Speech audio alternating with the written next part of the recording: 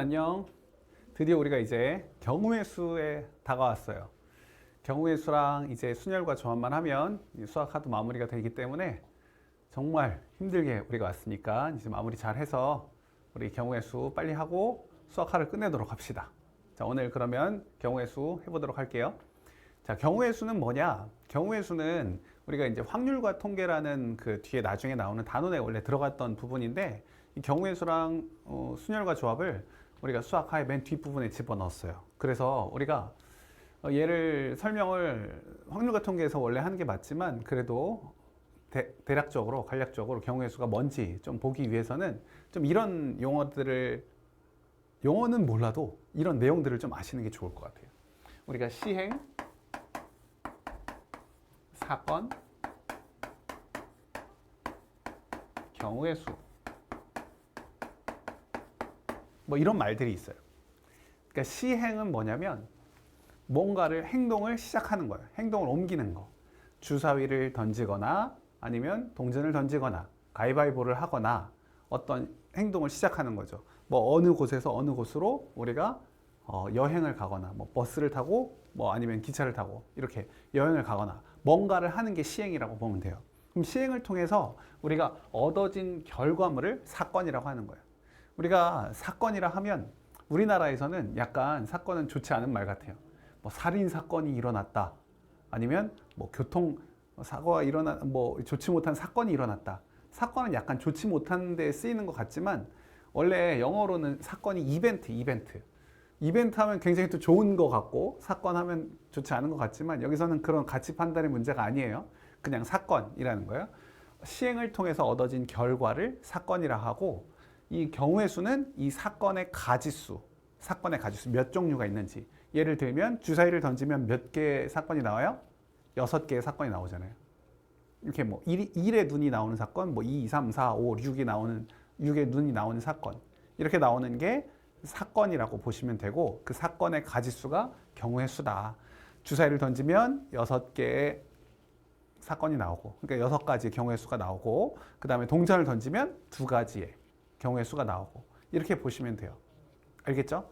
자, 그러면 우리가 여기서 경우의 수를 구하는 방법은 중학교 때도 해봤어요. 초등학교 때도 해보고. 어떻게 하면 돼요? 우리가 직접 센다. 직접 센다. 이게 원래 가장 중요한 방법이기도 해요. 그래서 우리가 초등학교 때 다 세보기도 하고 한 거니까. 예를 들자면 우리가 서울에서 대전을 거쳐 부산을 가는데, 서울에서 대전 가는 방법이 3가지가 있었고 대전에서 부산 가는 방법이 2가지가 있었다고 합시다. 그러면 초등학생 때는 어떻게 했었냐면 우리가 서울에서 부산 가는 방법이 몇 가지예요? 그러면 이렇게 하나, 둘, 셋, 넷, 다섯, 여섯 이렇게 직접 다 셌단 말이에요. 이 방법이 좋지 않은 방법은 아니에요. 꼭 알아야 되는 방법이에요. 그런데 우리는 이제 그 방법을 조금 다르게 생각할 수 있지 않을까. 그게 바로 우리가 이제 여기서 나오는 합의 법칙과 곱의 법칙을 우리가 얘기를 할 거예요. 합의 법칙과 곱의 법칙.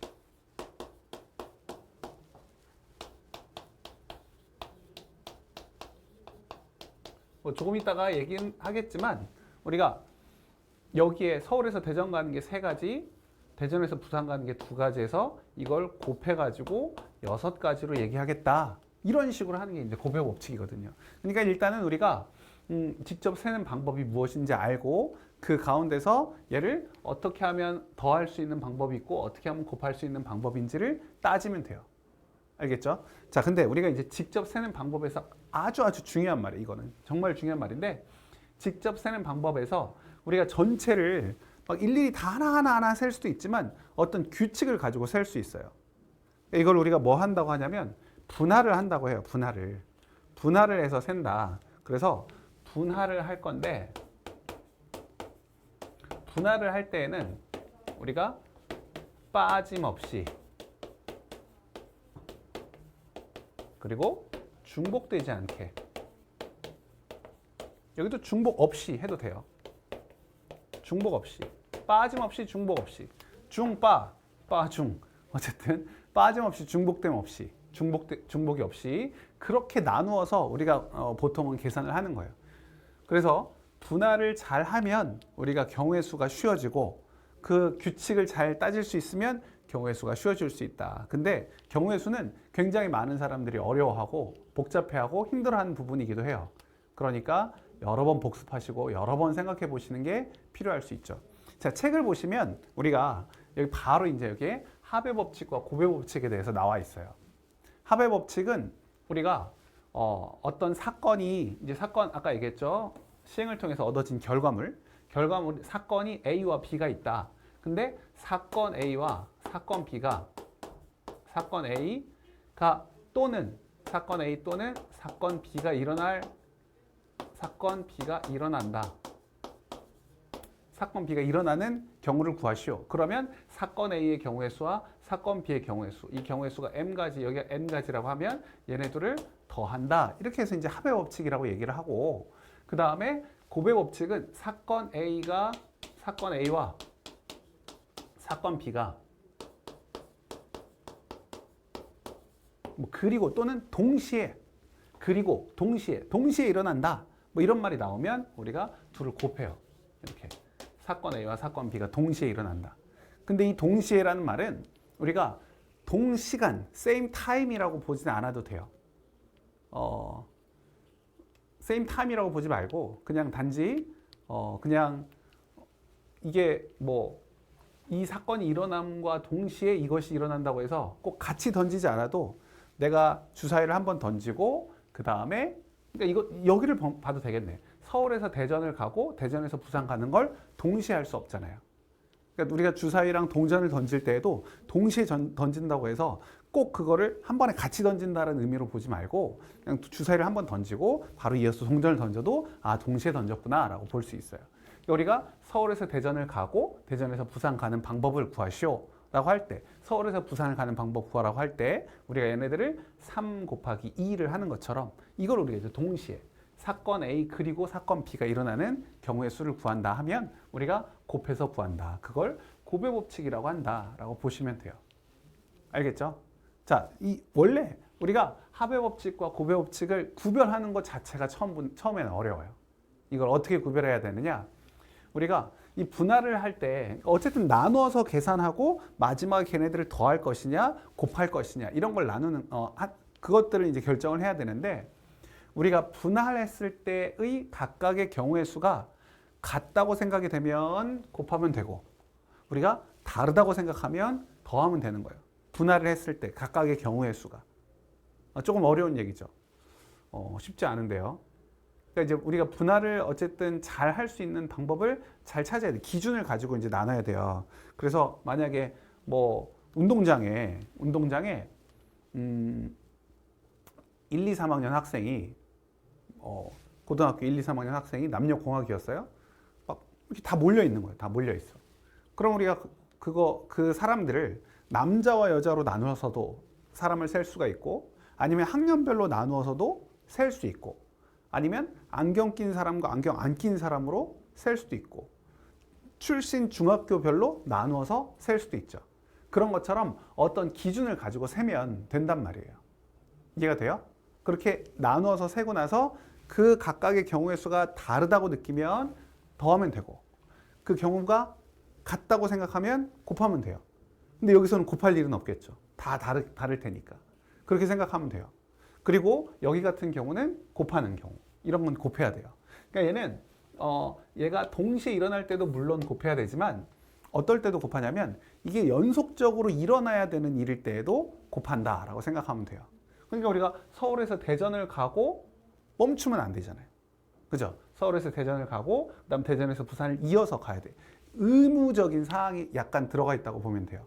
내가 중간에 멈출 수 없고 그 다음으로 연속적으로 이어져야 된다. 그러면 곱하면 되고 나머지 뭐 이게 연속적으로 가지 않아도 된다. 아까 얘기한 것처럼 그 경우의 수들이 분할했을 때 그 경우들이 각각 다르게 경우의 수가 다르게 규칙적으로 유지가 되지 않는다면 다르다면 우리가 더한다 생각하면 돼요. 그래도 어렵죠. 처음에는 너무 많이 어렵게 생각하지 않아도 돼요. 처음 문제들은 그렇게 어렵게 나와 있지 않으니까 일단 적응을 하고 문제를 풀면서 적응하고 그 다음에 조금 더 심화된 과정으로 나가는 게 필요할 거예요. 처음부터 너무 겁먹지 마세요. 처음에 나오는 건 굉장히 쉬워요. 일단은 우리가 직접 세는 게 가장 중요하다. 직접 셀 수 있어야 돼요. 근데 우리가 아까도 얘기했지만 기준을 가지고 가능하면 어떤 기준을 가지고 세면 조금이나마 좀 수고를 덜 하지 않을까라고 생각을 하는 거예요. 알겠죠? 그래서 우리가 이제 직접 세는 방법이 일단은 1단원에서 나온다고 보면 되고 약간 이제 규칙이 있고 뭔가 곱셈으로 또는 덧셈으로 우리가 쓸 수 있는 게 이 다음 단원 순열과 조합에서 나온다라고 보면 돼요.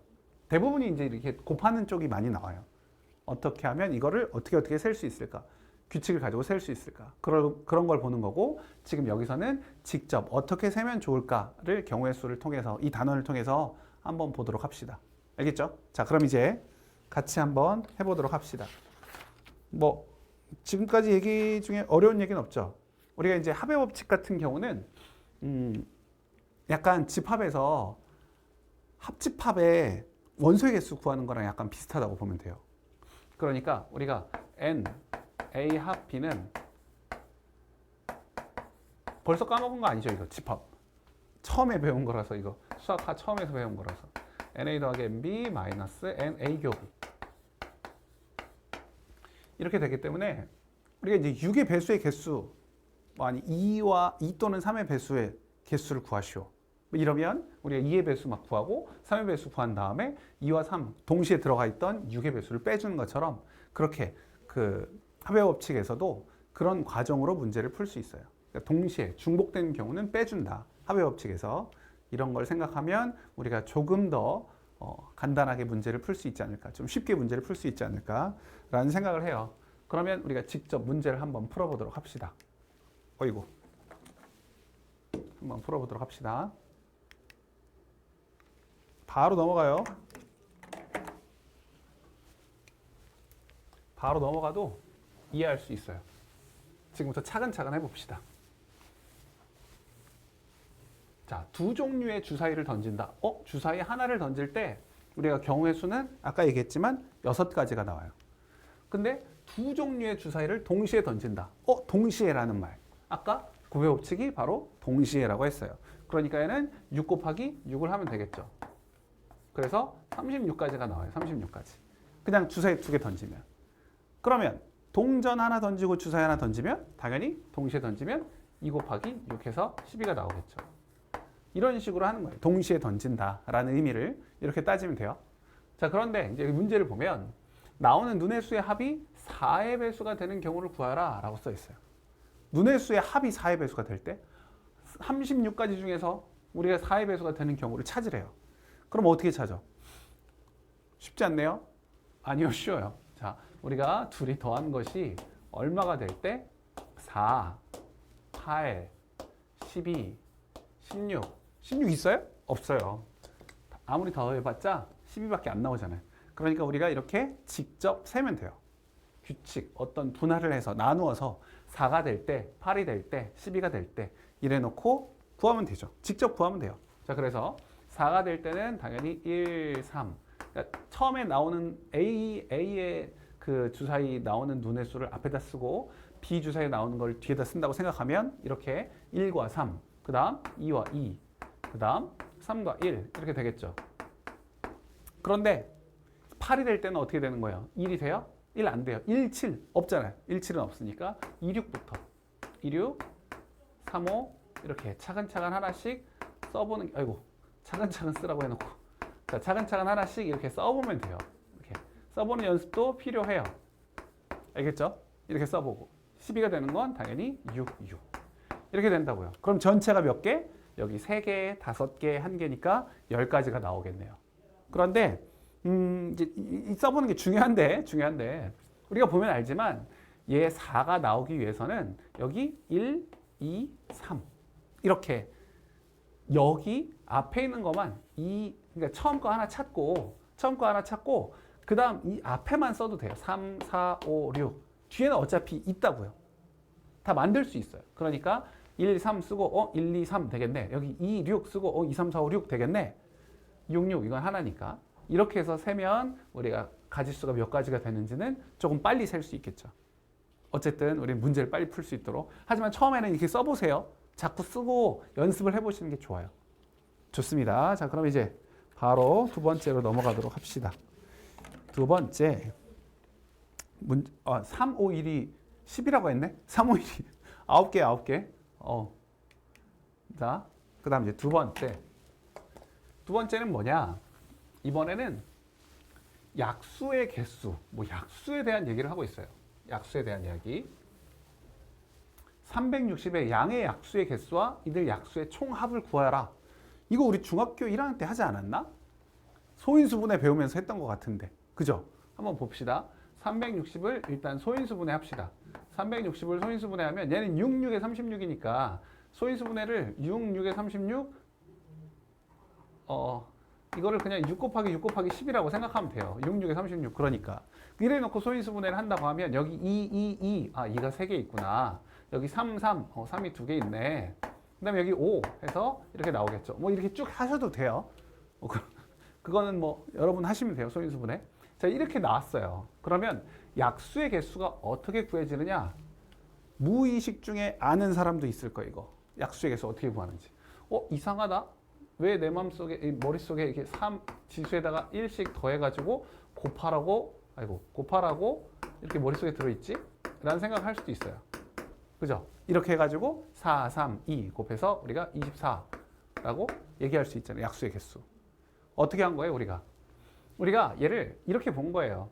2의 세제곱이니까 2의 0제곱, 2의 1제곱, 2의 2제곱, 2의 세제곱, 3제곱까지 이렇게 해서 네 가지 경우가 있고 얘의 약수로 나올 수 있는 게 2의 세제곱의 약수가 3의 제곱도 마찬가지. 3의 0제곱 결국 0제곱이라고 하면 지금 안 되죠.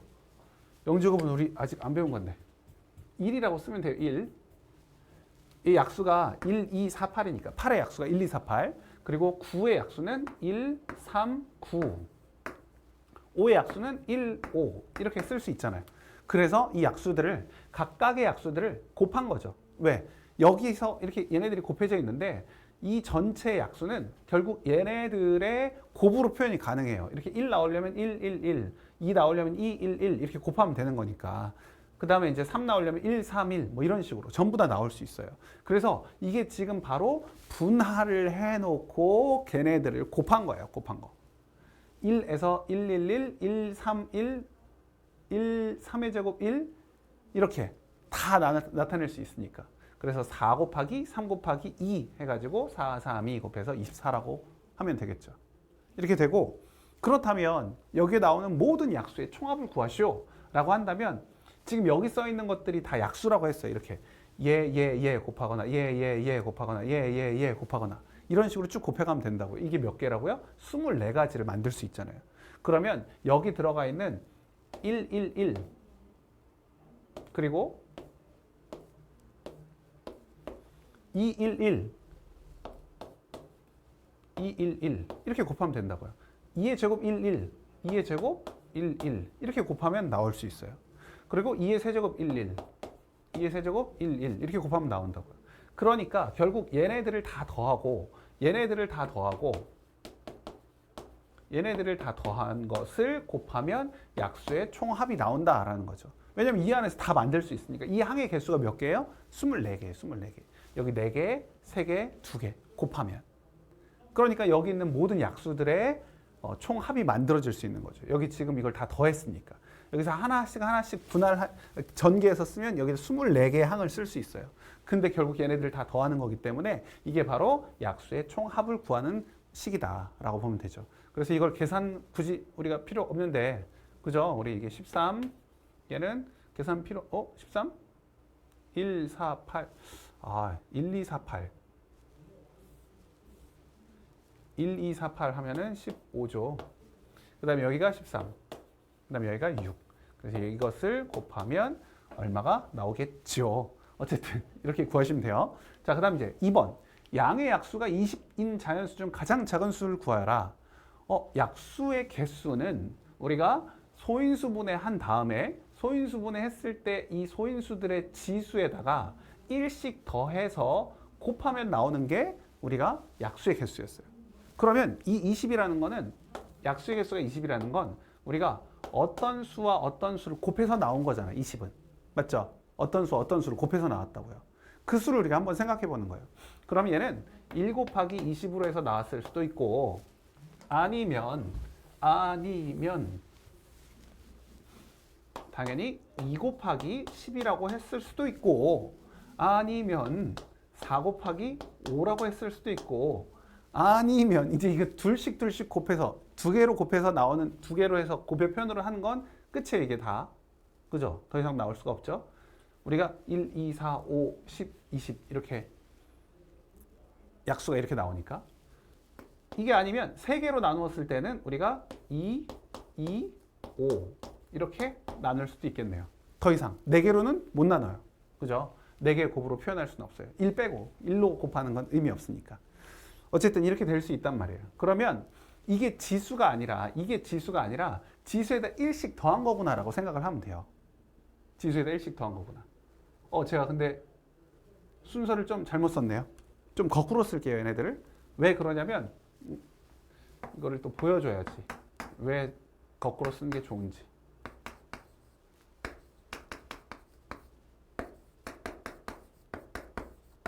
자, 무슨 말이냐? 우리가 이런 수 중에 가장 작은 수를 구해요. 작은 수. 큰 수는 엄청 많을 거예요. 엄청 크게 잡으면 되니까. 소수 중에서 가장 큰 수를 잡아서 걔를 막 20제곱 하면 엄청 커지겠죠. 근데 우리가 소수 중에 가장 큰 수는 알 수가 없어요. 지금도 찾고 있어요. 지금도 가장 큰 수. 지금 소수 중에 가장 큰 수를 찾으면 아마 엄청난 떼돈을 벌 수 있을 거예요. 수학에서 이 소수는 굉장히 중요한 의미를 좀 딴 길로 세버렸는데 어쨌든 암호학에서도 이 소수, 엄청나게 큰 소수를 찾고 있어요. 계속해서. 그 찾으면 진짜 떼돈 벌어요. 그거 나중에 관심 있으시면 한번 찾아보세요. 근데 찾기 쉽지 않지만 어쨌든 가능성은 있으니까. 자, 아무튼 우리가 작은 수를 구해야 된다고요. 지금 가장 작은 거. 양의 개수가 20개, 양의 약수의 개수가 20개인 자연수 중에 가장 작은 거. 그럼 가장 작은 걸 구하려면 지수가 우리가 소인수가 2, 3, 5 이렇게 나갈 텐데 2, 3, 5, 7 이렇게 나갈 텐데 쉽게 생각하면 우리가 이게 이제 지수에다가 1씩 더한 거란 말이에요. 그럼 지수는 원래 얘는 0과 19에 있을 거예요. 19. 0하고 19. 얘는 1과 9였을 거예요. 원래 지수가. 왜냐면 여기 지수에다 1씩 더해서 우리가 약수의 개수를 구한 거니까. 그럼 얘는 뭐 3과 4였을 것이고 얘는 1과 4였을 것이라는 것을 알 수 있죠.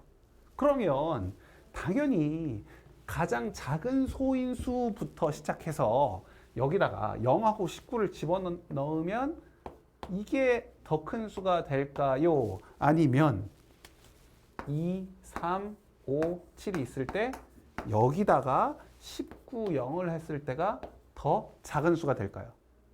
그죠? 둘 중에 당연히 이 작은 숫자에다가 작은 소수에다가 지수를 큰 놈을 박아 놓는 게 더 작은 수가 되기 때문에 얘를 이렇게 거꾸로 쓴 것보다 이렇게 쓰는 게 아까 썼던 거 말고 이런 식으로 앞쪽 숫자가 커지도록 써놓는 게 우리가 문제 푸는데 더 좋다라는 소리예요. 그래서 얘의 원래 지수는 19와 0이었을 것이고 얘는 9와 1이었을 것이고 얘는 4와 3이었을 것이고 얘는 4와 1과 1이었겠구나 라고 생각하고 여기 써놓은 것처럼 2, 3, 5, 7에다가 차례대로 대입을 해보면 결과적으로 얘는 뭐가 나와요?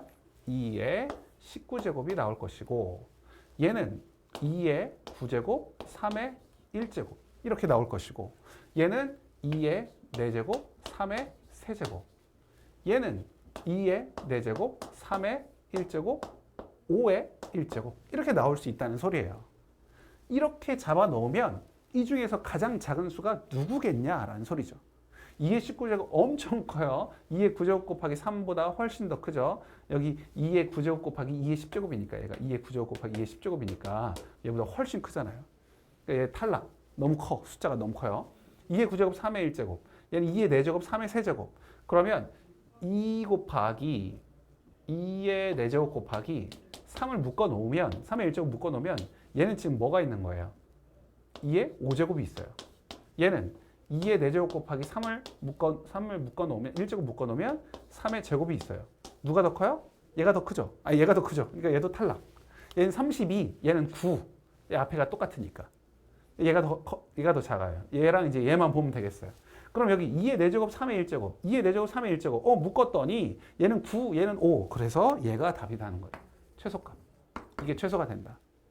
알겠죠? 근데 이거는 사실 그냥 이제 한번 생각해 보는 걸로 보시면 되고 이게 시험에 나오지는 않을 거예요. 그러니까 너무 어렵게 생각하지 마시고 우리가 문제집에서도 이런 거 잘 나오진 않아요. 그러니까 이게 생각에 사고를 넓히기 위해서 한다라고 보시면 돼요. 이 문제는. 알겠죠? 오늘은 아마도 문제도 양이 적고 해서 좀 짧게 끝날 거예요. 그러니까 집중 잘 하시고 복습 잘 하시고 생각을 넓히시고. 알겠죠? 오늘 좀 짧다 보니까 제가 기분이 좋아서 지난번에 너무 길게 해가지고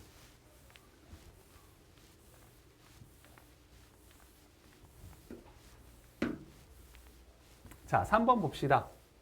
3번 보시면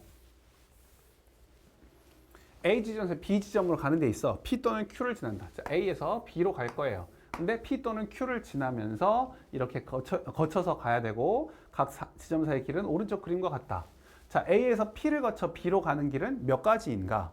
자, A에서 P를 거쳐서 B로 간대요. 아까 우리 서울에서 대전 가는 거 똑같네요. 자, A에서 P 거치는 거 3가지. P에서 B 거치는 거 2가지. 그러면 우리가 3가지와 2가지를 더해요? 곱해요? 이걸 잘 생각해야 된다고. 항상 아이들이 물어보는 건 선생님 여기서 더해요? 선생님 여기서 곱해요? 맨날 물어보는 게 그거예요. 그러니까 처음 배울 때 잘 기억하셔야 돼. 자, 그래서 우리가 얘는 이것과 동시에 일어나진 않지만 얘는 의무적인 사항이라고 보면 돼요. 여기까지 가고 나서 멈출 수 없고 더 가야 되죠. 그러니까 3 곱하기 2를 하셔야 돼요. 그래서 여기는 6가지다. 6가지다. 자, A에서 B로 가는 길은 모두 몇 가지입니까? 자, 얘는요. A에서 P를 거쳐서 B로 가는 경우와 또는 A에서 Q를 거쳐서 B로 가는 경우가 있겠죠. 맞죠? 또는 A에서 P를 거쳐서 B로 가는 거와 동시에 A에서 Q를 거쳐서 B로 간다? 말이 안 되죠. 아니면 A에서 P를 거쳐서 B를 가면서 연속적으로 또 A에서 Q를 거쳐서 B로 간다? 이것도 말이 안 돼요. 그죠? 그러니까 이걸 분할을 하는 거예요. 우리가 이 분할적 사고라고 하거든요. 우리가 이게 나누어서 생각을 하는 거죠. 근데 빠짐없이 중복되지 않게. 그렇게 해서 나눠서 하면 돼요. 그래서 우리가 A에서 P를 거쳐서 B로 가는 방법. 이렇게 하고 또 A에서 Q를 거쳐서 B로 가는 방법. 이렇게 생각을 하면 되죠. 그래서 A에서 P를 거쳐서 B로 가는 거 아까 여기다 썼지만 한 번 더 써요. 3 곱하기 2. A에서 P 거치는 거 3. P에서 B 가는 것 2. 이렇게 나오고 그 다음 A에서 Q로 가는 건 2가지. Q에서 B로 가는 건 4가지. 그럼 여기도 곱하면 되겠네요. 그래서 얘는 6이 나오고 얘는 8이 나왔는데 얘를 어떻게 할 것이냐? 곱할 것이냐? 더할 것이냐? 매번 이거 고민해 보셔야 돼요. 처음에는. 할 때는 항상. 알겠죠? 그래서 얘는 어떻게 한다? 더한다. 왜? 또는이니까. 이렇게 가거나 또는 이렇게 갈 거니까. 연속적으로 가지 않으니까. 동시에 일어나지 않으니까. 알겠죠? 자, 나누었을 때 분할 각각의 경우의 수가 같다고 생각할 수 없죠. 각각의 경우가 다르기 때문에 얘는 더하기. 그래서 14가지가 된다. 알겠죠? 잘 기억하셔야 돼요. 자, 그 다음 이제 3번. A를 출발하여 A와 B 사이를 한 번 왕복하는데 P를 반드시 그리고 오직 한 번만. 자, 이 말 때문에 애들이 되게 어려워요. P를 반드시 그리고 오직 한 번만. 이게 무슨 말이에요? 라고 하는 경우가 있는데 한국말이 참 이상해. 그렇죠? 반드시 띄어쓰기를 잘 하면 돼요. P를 반드시 지나가야 된대요. 그리고 그러니까 그리고가 진짜로 그리고예요. 그리고 뭐 언제는 가짜 그리고였나? 반드시 그리고 한 번만. 반드시 가는데 한 번만 가야 된다고요. 그 말이에요. 그러니까 반드시 지나가긴 하지만 한 번만 지나가야 돼요. 2번 지나가면 안 돼요. 그리고 아예 안 지나가도 안 돼요. 반드시 지나가고 한 번만 지나간다. 그렇게 거쳐가는 방법은 몇 가지입니까? 여기 왕복이라는 거 신경 쓰시고. 자, 그러면 우리가 얘는 어떻게 보면 돼요? 여기다 볼까요? 얘는 A에서 P를 거쳐서, 그러니까 갈 때 P를 거쳐서 B 거쳐서 Q로 해서 A로 돌아올 수도 있고, 그러니까 갈 때 거쳐서 가느냐 아니면 올 때 거쳐서 가느냐 이 차이만 있겠죠. A, Q, B, P, A 이런 식으로 갈 수도 있겠죠. 여기 다 써놨네. 우리 뭐 A에서 P 가는 거 3가지, P에서 B 가는 거 두 가지, B에서 Q 가는 거 네 가지, Q에서 A 가는 거 두 가지 이렇게. 얘네들 다 어떻게 하라고요? 곱해야 돼요. 연속적으로 계속 가야 되니까 의무적으로 끝까지 가야 되니까 그래서 얘는 곱하는 거구나 이렇게 생각하시면 되고 얘도 A에서 Q 가는 거 두 가지, Q에서 B 가는 거 네 가지, B에서 P 가는 거 두 가지, P에서 A 가는 거 세 가지. 그러면 얘네들도 곱해야 되죠. 결국 같은 값이 나와요. 6, 8에 48. 48가지, 48가지. 더하시면 96까지 되겠네요. 알겠죠? 언제 더하고 언제 곱하는지는 항상 생각해 보세요. 특히나 처음, 우리 초반에 할 때는 그거 생각 많이 하셔야 돼요. 지금 우리가 풀고 있는 이 정석이나 정석의 유제, 기본 문제, 그리고 센 정도의 수준의 문제들은 아주 쉽게 나오지만 이게 한번 어렵게 내겠다 맘먹으면 굉장히 어려워지는 게 경우의 수이기 때문에 생각을 잘 하셔야 돼요. 많이 생각해 보시고 틀리지 않도록 연습 많이 해주세요. 자, 그럼 이번에는 최단거리라는 문제인데 이게 나중에 이제 확률과 통계에서도 다시 한번 하겠지만 여기서는 그런 게 아니라 직접 센다. 아까 우리가 지금 하는 건 직접 센다. 규칙보다는 직접 세는 거를 한다고 했죠. 물론 직접 세는 것도 어떤 규칙을 조금이라도 찾아서 하긴 하겠지만 어쨌든 직접 세는 방법으로 이걸 풀어보도록 합시다.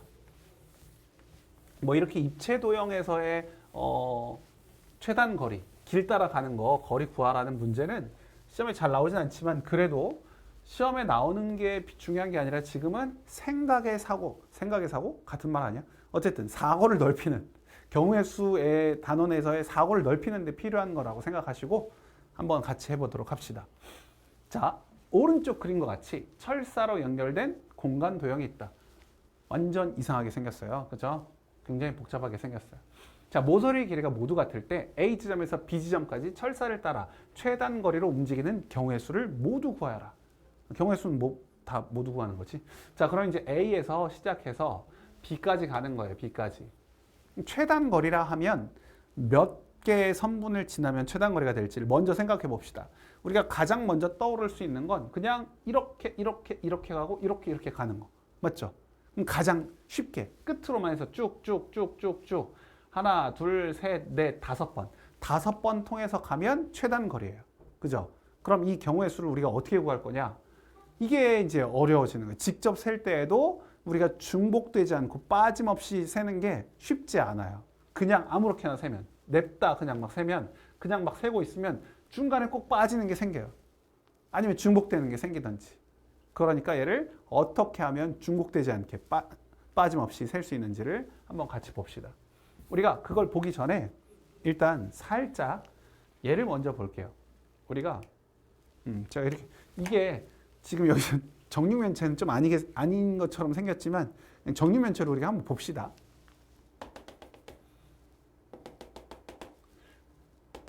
좀 마음에 안 드는데 그래도 아니 그냥 내가 그리고 말지. 내가 그리고 말아야겠다.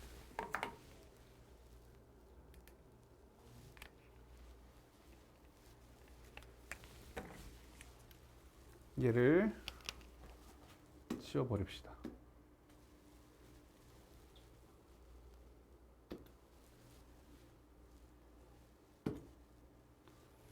자, 그냥 그리지 마.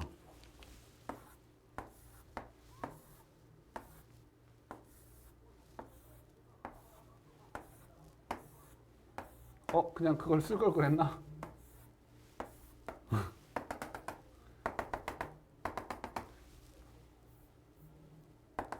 자, 정육면체라고 생각해 주세요. 우리가 여기에서 여기 가는 경우의 수가 일단 이 하나짜리 정육면체가 몇 가지가 있는지를 먼저 아는 게 좋을 것 같아요. 한 번에 너무 복잡한 거 하면은 머리 아파. 그러니까 나누어서 생각을 해보는 거예요. 자, 여기서 여기 가는 건 몇 가지가 있을까? 이것도 어려우면 또 나누어서. 우리가 너무 쉬운 얘기인데 여기서부터 여기까지 가는 건 몇 가지가 있어요? 두 가지가 있죠. 이렇게 가는 거, 이렇게 가는 거. 그러니까 우리가 이 점에서부터 여기까지 가려면 최소한 2점, 2점, 2점.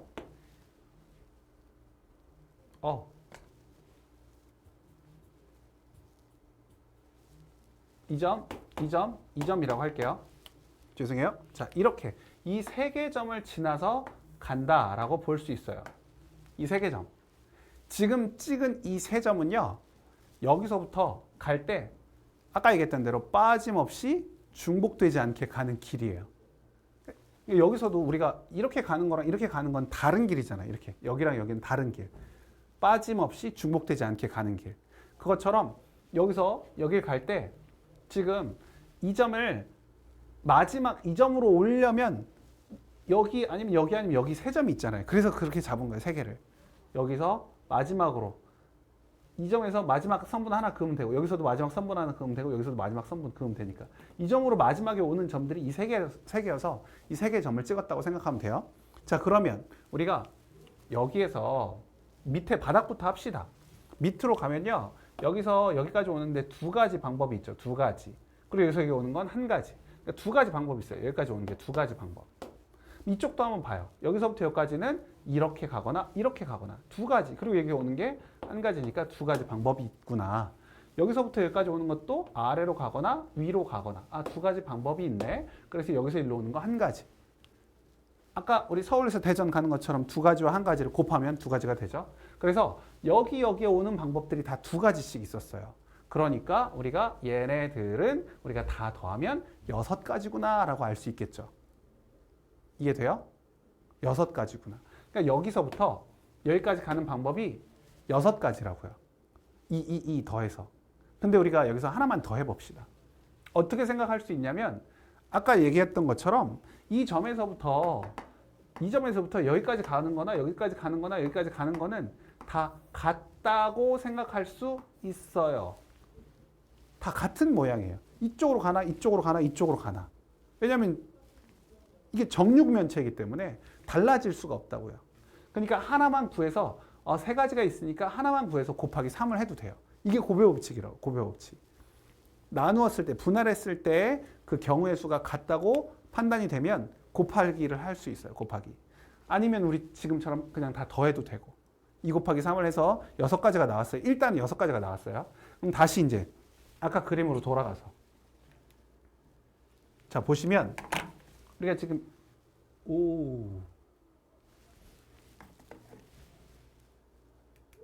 됐네요.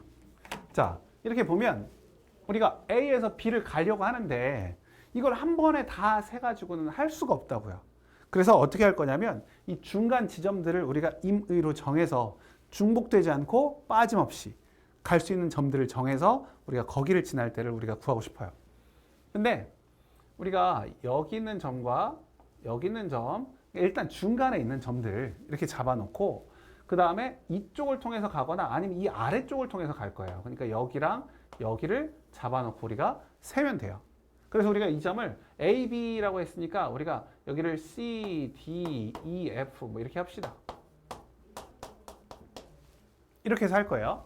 그러면 A에서 C를 거쳐서 B로 가는 경우, A에서 D를 거쳐서 B로 가는 경우, 일단 이렇게 두 가지를 먼저 해봅시다.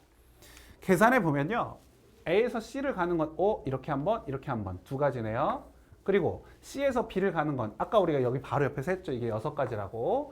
C에서 B 가는 건 6가지, 6가지. 12가지구나. 이해되죠? 자, A에서 D 거쳐서 B로 간다. A에서 D를 거쳐서 가는 게 6가지. 얘가 6가지. D에서 B 가는 건 2가지. 이거 곱하면 얘도 12가지, 얘도 12가지. C로 해서 가는 거랑 D로 해서 가는 건 더하면 24가지가 된다는 사실을 알 수가 있어요. 맞죠? 근데 문제가 있어요, 문제가. 어떤 문제가 있냐면, 잘 봐요. 얘가 A에서 어쨌든 C로 왔어. A에서 C로 갔는데, 이 C가 B로 가는 경우에는 A에서 D로 가서 B로 가는 경우 중에 이 CD를 거쳐서 가는 경우가 중복되고 있어요. 지금 중복되지 않게 해야 되는 중복되는 경우가 있다고요.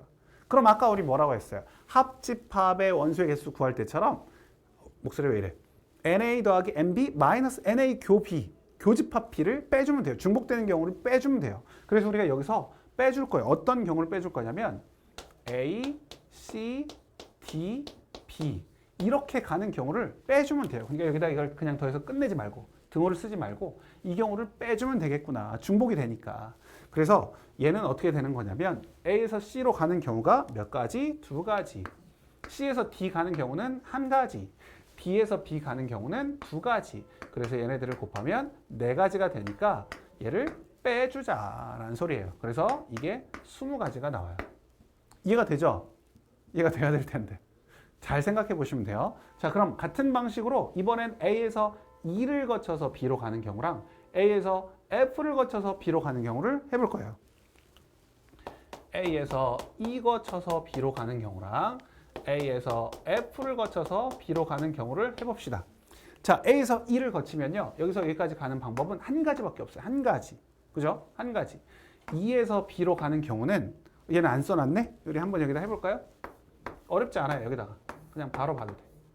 여기 이 자리에서 이쪽 끝으로 두 칸. 정사각형 두 개 해놓은 거. 그럼 여기서 하나, 둘, 셋. 세 개밖에 없죠. 세 개밖에 없어요. 이렇게 하나, 둘, 셋. 세 가지밖에 없어요. 세 가지. 그러니까 우리가 E에서 B로 가는 게 바로 이 경우라고요. 그러니까 여기다가 세 가지. 얘는 한 가지. 이렇게 된다고요. 자, 두 번째. A에서 F를 간다. 여기가 바로 이 경우네요. A에서 F 세 가지. 그 다음 F에서 B 가는 건 한 가지. 이렇게. 그래서 얘네들 더하면 세 가지와 세 가지가 되는데 이번에도 우리가 어떻게 될 때 중복되는 경우는 A에서 E 거쳐서 F 거쳐서 B로 가는 경우 A에서 E 거쳐서 F 거쳐서 B로 가는 경우가 중복이 되는구나. 중복이 되는구나. 그럼 A에서 E 거치는 A에서 E로 가는 게 한 가지. E에서 F 가는 것도 한 가지. F에서 B 가는 것도 한 가지. 그래서 이걸 곱하면 이건 1. 이거 빼주라고요. 3 더하기 3에다가 1을 빼주면 얘는 5가 나오겠네요. 최종적으로 A에서 B로 가는 경우의 수는 25가지다라는 소리예요. 그러니까 이거는 사고를 넓힌다고요. 자꾸 얘기하지만 이게 노가다라고 생각하면 안 돼요. 이거를 막 무식한 방법이라고 생각하지 마시고 이거를 풀 때 어떤 방법으로 우리가 어떤 규칙에 의해서 이걸 셌구나라는 걸 좀 잘 이해하시고 문제를 풀어보실 수 있도록 하세요. 알겠죠? 자, 그럼 그 다음 5번이 마지막 문제네요. 생각보다 길지 않아요.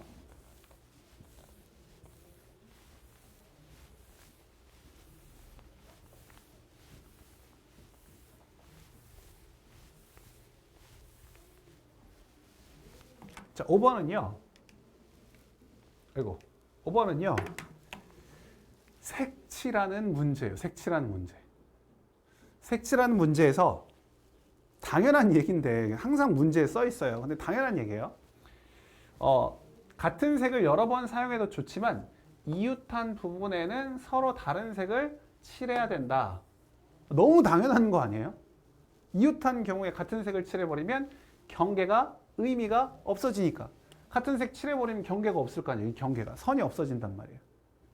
당연히 경계가 의미가 있으려면 이웃한다는 말은 바로 옆에 붙어있는 경우에는 다른 색을 칠한다라는 소리예요. 그런데 이 문제는 조금 어려운 문제라서 그 아래 나오는 문제를 먼저 풀어보고 이 문제를 해보도록 할 거예요. 알겠죠? 자, 그 아래 보시면 이제 다 그리진 않고 이렇게 해서 A, B, C, D, E 이런 식으로 대략적으로 한번 봅시다. 자, 여기다가 몇 가지 색을 가지고 칠할 거냐면 여기 5가지 색을 가지고 칠한대요. 공간은 몇 자리인데요? 5자리 공간. 이거는 중학교 때도 우리가 해봤던 경험이 있으실 거예요. 너무 오래전 얘기라, 그죠? 너무 오래전 얘기라. 자, 얘를 칠하는 경우의 수를 구하시오 하면 우리가 기본적으로 가장 많이 접해 있는 모든 면에 접해 있는 거는 뭐 없을 수도 있으니까 가장 많은 면에 접해 있는 면 먼저 색칠한다라고 생각하세요. 가장 많은 면에 접해 있는. 그러니까 A가 지금 B, C, D와 모두 접해 있으니까 A를 먼저 색칠해야 되겠구나. 지금 색칠할 수 있는 가지수는 5가지. 5개 가지고 색칠을 할 건데 그럼 A에 색칠할 수 있는 게 당연히 5가지 모두 다 색칠을 할 수 있죠. A에 색칠할 수 있는 게 5가지구나. 자, 그 다음 이제 차근차근 하면 돼요. 그럼 이제 남아있는 색은 몇 가지? 4가지. 왜냐면 무엇을 색칠하려고 해도 A랑 겹칠 테니까. 한 가지 색은. 그쵸? 그러니까 B에 색칠할 수 있는 건 당연히 4가지가 된다고요. A에 색칠한 거 제외하고.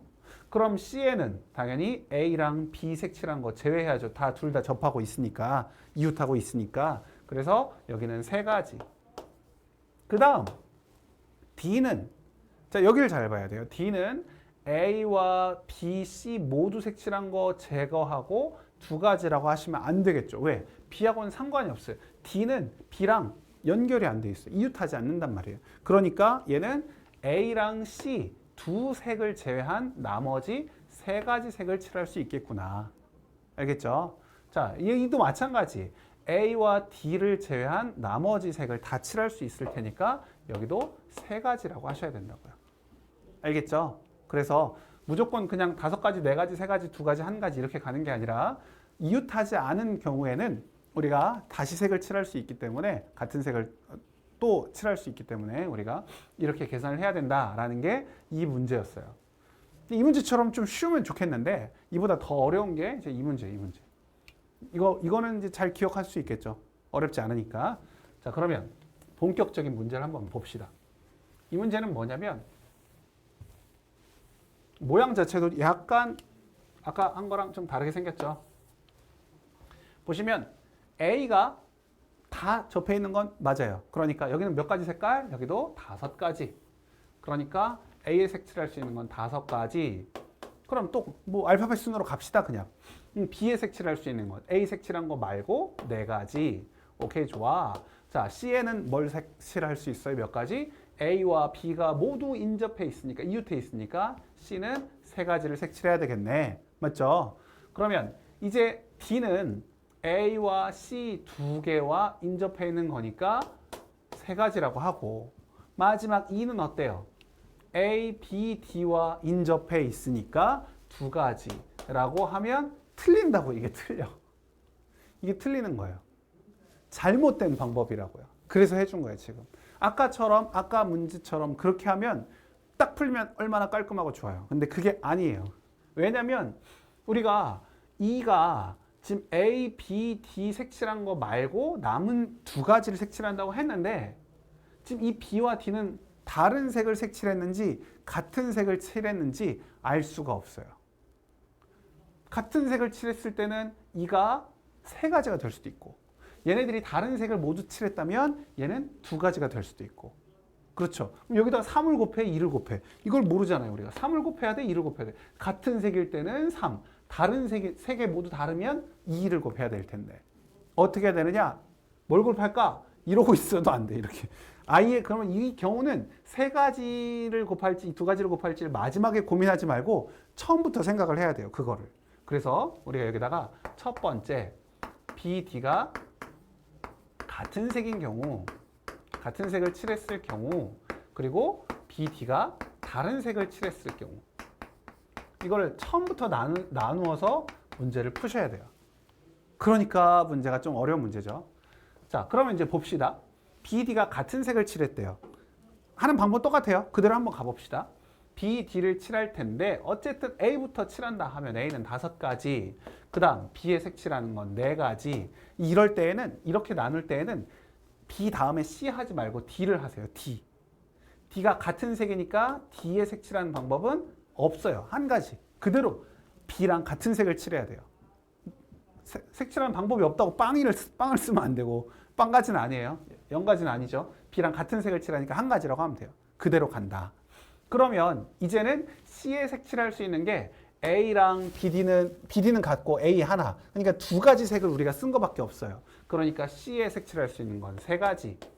그럼 E도 마찬가지. A 하나랑 BD가 같은 색을 칠했으니까 E가 색칠할 수 있는 건 세 가지.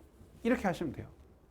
자, 그럼 이번에는 다른 색일 때는 한번 봅시다. 다른 색일 때도 일단 먼저 A를 색칠하니까 A 다섯 가지. 그 다음 B를 색칠할 수 있는 건 네 가지. 아까 얘기한 것처럼 D를 먼저 하세요. D를 하시면 D는 B랑 다른 색, A하고도 다른 색, A랑 같은 색일 수 없잖아요. 그러니까 D는 세 가지. 지금 우리가 얘기한 게 A, B, D, C 이 순서대로 색칠을 우리가 그렇게 본 거예요. 또 친절하게 써드려야지. C, E 이런 순서대로 우리가 색칠하는 방법을 보고 있어요. 자, 그러면 이번엔 C에는 A, B, D가 모두 다른 색이기 때문에 C는 칠할 수 있는 게 두 가지밖에 없어요. 이 A, B, D랑 모두 지금 얘가 접하고 있기 때문에.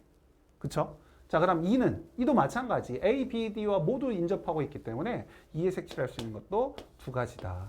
그래서 아까 우리가 3을 곱해야 될지 2를 곱해야 될지 고민했는데 그게 아니라 아예 처음부터 BD가 같은 색일 때와 BD가 다른 색을 나누어서 풀어야 되는구나 라는 사실을 기억하시면서 이 계산하셔서 우리가 구하는 답이 과연 얼마냐 하면 420까지가 나오네요. 420까지. 이렇게 해서 푸시면 돼요. 알겠죠? 자, 여기서 끝이 아닙니다. 자, 하나만 더 설명을 할게요.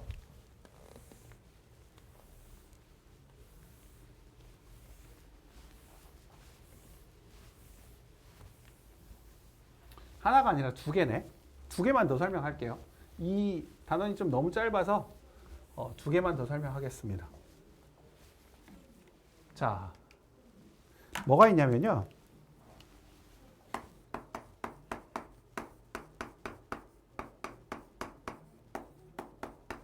완전 순열 또는 완전 수열 뭐 말이 많아 이름이 많아 이름이 말이 많은 게 아니라 완전 순열 또는 교란 순열 뭐 이렇게 얘기도 해요. 교란 순열, 교란 수열 뭐 순열이라고도 하고 수열이라고도 하고 뭐 이렇게 얘기를 해요. 이름은 몰라도 돼요. 이름은 몰라도 되지만 이 내용은 명확하게 아셔야 돼요. 이건 참 많이 나오는 문제여서 많이 나오는 유형이라서 아셔야 돼요. 자, 뭐냐면 우리가 어느 집에 갔어요. 세 명이 어느 집에 갔는데 가방을 다 벗어 던져놓고 세 명이 막 놀다가 불이 꺼졌어. 정전이 돼가지고 집 밖으로 나와야 되는데 각자 가방을 하나씩 들고 나왔는데 다 자기 가방이 아닌 것을 들고 나오는 경우의 수를 구하시오. 이게 서로 교란이 되죠. 교란. 맞지 않는 거. 자기 거를 짝을 딱 제대로 찾는 게 아니라 자기 짝을 못 찾을 때, 자기 거를 못 찾을 때 그게 모자가 됐던 가방이 됐던 아니면 의자가 됐건 자기 좌석이 아니라 어딜 갔다가 다시 앉았는데 자기 좌석에 안 앉는 경우의 수를 구하시오. 그렇게 서로 다른 자기 이름과 적혀 있는 것이 다른 곳에 앉는 경우의 수를 구하시오. 이 모든 것이 다 완전 순열을 얘기하는 거예요. 그래서 얘는 한번 우리가 써볼 거예요. 어떻게 해야 되는지. 그럼 이제 생각해 보면 한 명이 있을 때는 완전 순열이 될 수 있어요? 당연히 없겠죠. 한 명이 자기 거 하나 놔두고 자기 거를 안 갖는 경우의 수를 구하시오. 이건 말이 안 되잖아요. 그러니까 두 명일 때부터 시작할 수 있어요. 그래서 여기다가 두 명일 때를 보면 A, B가 있고 우리가 얘네들이 같지 않게 배열을 하는 방법은 B, A 이렇게 되는 한 가지밖에 없죠. 한 가지. 그쵸? 자, 이제 세 명으로 해봅시다. 자, A, B, C가 있어요. 자, A, B, C가 있다면 얘는 A 자리에 A는 못 오니까 B나 C가 올 수 있겠죠. 당연한 얘기예요. 자기 자신 못 오니까. 그러면 B 자리에는 B가 못 오는데 여기다 A를 써버리면 C 자리에 C가 와야 되잖아요. 그러니까 여기다가 C를 쓰고 A를 쓸 수밖에 없어요. 이해가 돼요? 자기 자신이 자기 이름이 쓰여 있으면 안 된다고요. 자기 알파벳이 있으면 안 돼요. 그러니까 A는 B 아니면 C가 올 것이고 C가 오면 남은 게 A랑 C인데 여기다 A를 써버리면 C가 여기 올 수 없잖아요. 그러니까 C, A를 써야 된다. 여기 C가 올 때에는 남은 게 A랑 B예요. 그럼 여기 B가 올 수 없으니까 여기는 A만 올 수 있고 여기는 B가 오겠네 라고 생각해서 이렇게 두 가지가 되는구나 라는 사실을 알 수 있어요. 여기는 한 가지, 얘는 두 가지. 이해되죠? 자, 그럼 이제 네 명일 때는 한번 봅시다. 메인은 이 네 명이거든요. 그래서 이 네 명을 좀 잘 알아야 된다라고 직접 해보려고 하는 거예요. 네 명일 때. 자, 그러면 A에 나올 수 있는 건 아까 얘기한 것처럼 B나 C나 D죠. 오, 굉장히 가짓수가 많은지 이렇게 멀리 떼놓고 있어요. 떨어뜨려 놓고 있어요. 자, 그러면 B가 왔어요. 그럼 B가 오면 여기 자리에 올 수 있는 건 B만 안 오면 되니까 여기는 A, C, D 모두 올 수 있겠네요. 그쵸? B 자리에 A, C, D가 올 수 있어요. 자, 그러면 B, A로 갔다고 치면 B, A가 나왔으면 남은 게 C, D가 남았는데 CD를 그냥 쓸 수 없으니까 여기는 다른 색으로 좀 할까요? 여기는 D, C가 올 수밖에 없어요. D, C. 그쵸? CD는 안 되니까. 자, 그 다음 여기 B, C가 왔어요. A 자리에 B, B 자리에 C. 남는 건 A랑 D인데 여기 A가 들어가면 D가 여기 올 수가 없으니까 여기가 D, 여기가 A 이렇게 오면 되고 B, D를 썼으면 이제 남은 건 AC인데 C가 이 자리에 있으니까 여기는 C가 올 수 없고 A 그리고 여기에 C 하면 이게 세 가지가 나왔어요. 세 가지. 맞죠? 세 가지. 자, A에서 B가 나오는 거나 C가 나오는 거나 D가 나오는 거는 똑같죠? 이게 대칭이 되겠다는 느낌이 들어요? 경우 분할을 했을 때 이 각각의 경우의 수가 같을 거라는 기대가 되고 있어요? 안 되나? B, D, B, C, D 내가 특정한 B를만 골라서 하는 게 아닌데 여기서 그냥 A에서 B와 C와 D 아무거나 쓴 건데 그러면 여기서는 B와 C와 D의 경우의 수의 그 분할했을 때 그 경우의 수가 기대되는 게 같다고 볼 수 있어요. 하지만 내가 이렇게 얘기하고 넘어가면 또 뭐라고 할 거니까 우리가 실제로 한번 해봅시다. 다 한번 써봐요. 자, A에 C가 왔으면 나머지 여기다가 우리가 남아있는 게 A, B, D인데 여기다 B는 쓸 수 없으니까 여기는 뭐 A랑 D만 쓸 수 있겠죠. 그러면 아까는 세 개였는데 여기 두 개네 라고 생각할 수 있지만 끝까지 봅시다. 자, 여기 A랑 C가 있어요. 그럼 남는 건 B, D, B, D. 그러면 여기는 B와 D인데 C 자리에 B를 써버리면 D 자리에 D를 쓸 수는 없으니까 여기가 D, 여기가 B 이렇게 올 것이고 자, 여기가 중요해요. C와 D만 왔어요. C와 D. 남는 건 A와 B니까 A와 B를 봤더니 얘는 뭐 여기 어느 것도 걸리적거리는 게 없어요. 그러니까 얘가 A랑 B를 이렇게 써도 되고 아니면 얘를 BA로 써도 되는구나. 오, 세 가지 나왔네. 여기도 세 가지인데 여기도 세 가지. 맞죠? 뭐 안 해봐도 충분히 알 수 있는데 그래도 해봅시다. 자, 여기 D가 왔어요. D가 오면 남는 게 A, B, C. A, B, C. 근데 여기 B가 있으니까 B는 못 써. 못 쓰니까 여기는 A랑 C만 써요. 맞죠? 자, 그럼 여기 D와 A가 있으니까 남은 건 B, C, B, C. 근데 여기에 C가 있으니까 C를 못 쓰고 B, 그리고 여기에 C. D, C를 썼으니까 여기는 A, D, A, B는 걸리적거리는 게 없어요. 걸림돌이 없어. 그러니까 여기다가 A, B를 하거나 아니면 B, A를 하거나 이렇게 해서 총 몇 가지가 돼요? 9가지가 돼요. 9가지. 아, 이렇구나. 이렇구나.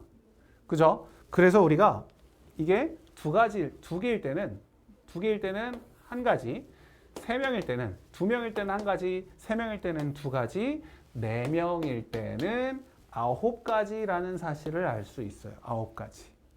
9가지까지. 꼭 좀 기억해 주세요. 알겠죠? 자, 이제 5명일 때도 할 수도 있어요. 5명일 때. 근데 이제 5명일 때까지를 다 하기에는 좀 무리가 있잖아요. 무리. 그렇죠?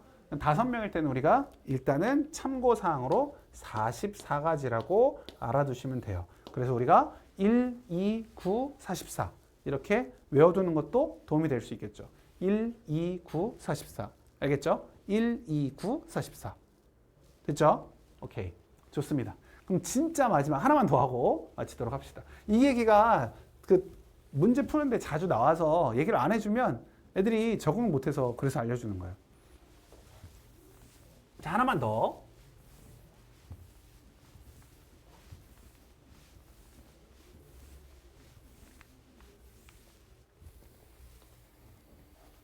자, 하나만 더 보면 이번에는 동전을 가지고 어떤 금액을 지불하는 경우를 우리가 볼 거예요. 동전뿐만 아니라 돈을 가지고 하면 돼요. 지불하는 방법의 수와 지불하는 금액의 수.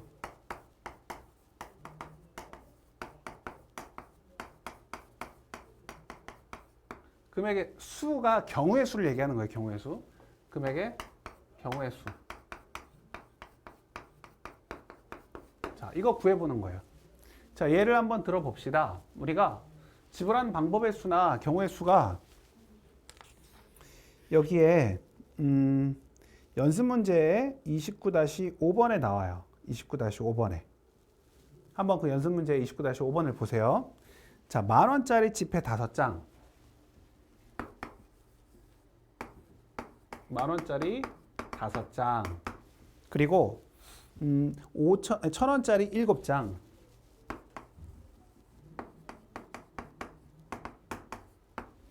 어우, 마음에 들지 않아요. 100원짜리 3개. 100원짜리 3개. 이거 안 되겠어요. 죄송해요. 5,000원짜리 3개. 그 다음에 1,000원짜리 7개. 이거 가지고 문제 한번 해볼게요. 이거 보지 마세요. 그냥 이걸로 할게요. 자, 10,000원짜리 5개와 5,000원짜리 3개, 1,000원짜리 7개를 가지고 지불할 수 있는 방법의 수를 구하세요 라고 했어요. 그럼 우리가 어떻게 하면 되느냐? 우리 아까 약수의 개수 구했던 거 기억나요? 그거와 비슷하다고 보면 되거든요. 그래서 10,000원 가지고 지불할 수 있는 경우는 빵 가지 아무것도 내지 않는 경우, 10,000원짜리 쓰지 않는 경우, 그 다음에 얘를 한 장 쓰는 경우, 2장 쓰는 경우, 3장 쓰는 경우, 4장 쓰는 경우, 5장 쓰는 경우, 이렇게 나타낼 수 있겠죠. 5장을 다 쓸 수도 있으니까. 그러니까 전체 몇 가지예요? 6가지가 되는구나. 이해되죠? 같은 방식으로 5,000원짜리도 아예 안 내는 경우, 하나 쓰는 경우, 2개 쓰는 경우, 3개 쓰는 경우, 3장인데 어쨌든 이렇게 쓰는 경우가 4가지가 된다고. 4가지. 그럼 1,000원짜리는 당연히 0부터 7까지 쭉 올 거니까 그러면 8가지가 되겠죠. 그래서 6과 4와 8을 곱하신 다음에 우리가 1을 빼면 돼요. 갑자기 1을 왜 빼지? 1은 왜 빼냐면 모두 다 빵장 아무것도 안 쓰는 경우가 생길 수 있잖아요. 이건 아무것도 지불하지 않는 건 지불하는 방법에 들어가지 않아요. 그래서 그 경우 하나를 빼면 우리가 지불하는 방법의 수가 나온다라는 거예요. 어떻게 하라고요? 각각에 나와 있는 이 장수에다가 1씩 더해서 곱한다. 그리고 1을 뺀다. 마지막에. 빵빵빵. 아무것도 지불하지 않는 경우 하나를 빼야 되니까. 그렇게 보시면 되고, 두 번째. 그럼 지불하는 금액은 뭐가 다르냐? 방법과 금액은 뭐 어차피 지불하는 건 똑같지 않냐라고 볼 수도 있지만 우리가 생각해 보세요. 10,000원을 지불하는데 10,000원짜리 한 장을 지불할 수도 있고 5,000원짜리 2장을 지불할 수도 있어요. 그럼 중복이 될 거 아니에요. 여기서 중복이 된다고. 여기서는 그냥 방법이기 때문에 중복을 시키지 않았지만 금액에서는 그게 중복되는 경우로 따질 수 있어요. 여기서도 마찬가지 5,000원짜리 한 장, 5,000원을 지불하는데 5,000원짜리 한 장을 했는지 100원짜리 1,000원짜리 5장을 지불했는지 알 수가 없어요. 이게 중복이 되는 경우라서. 그래서 우리가 이런 경우 중복을 없애기 위해서, 중복되는 경우를 없애기 위해서 하는 방법이 뭐냐면 잔돈 교환기. 지불한 금액은 잔돈 교환. 예전에는 오락실에서 여러분들은 오락실 많이 안 가봤겠지만 저는 엄청 많이 갔었어요. 오락실에 가면은 다 동전을 집어넣어야 되기 때문에 지폐를 가져가면 항상 잔돈을 교환해야 돼요. 잔돈 교환기가 있었어요. 라떼는 너무 오래전 얘기네. 어쨌든요. 그래서 잔돈 교환을 하면 돼요. 그럼 중복을 시키지 않는 거죠. 아예. 어떻게 하면 되느냐? 방금 우리가 얘기한 것처럼 얘가 중복이 되는 경우가 있어요. 지금 10,000원짜리와 5,000원짜리가 중복이 생기는구나. 그죠? 5,000원짜리 2장으로 10,000원 만들 수 있으니까. 중복이 생기면 아예 그냥 10,000원짜리를 다 없애버려요. 어떻게? 잔돈 교환해버려요. 잔돈 교환. 잔돈을 교환한다면 5,000원짜리가 몇 장 있다고 보면 돼요? 얘는 5,000원짜리가 10장 있는 거로 생각할 수 있고 여기 밑에 3장이 있으니까 5,000원짜리가 13장이 있구나 라고 보면 돼요. 5,000원짜리 13장이 있구나. 그리고 1,000원짜리 7장이 있어요. 1,000원짜리 7장. 근데 아까도 얘기했지만 1,000원짜리 5장으로 5,000원 만들 수 있네. 또 중복이 돼요. 그럼 어떻게 해요? 잔돈 교환. 잔돈을 교환해버려요. 그래서 5,000원짜리를 1,000원으로 바꿔요. 다 1,000원짜리로. 그럼 이게 지금 얼마로 바꾸면 되는 거? 이게 얼마야? 65,000원이니까 65장이 되겠네요. 그러면 65 더하기 7이니까 결국에는 1,000원짜리 72장이 되는 거죠.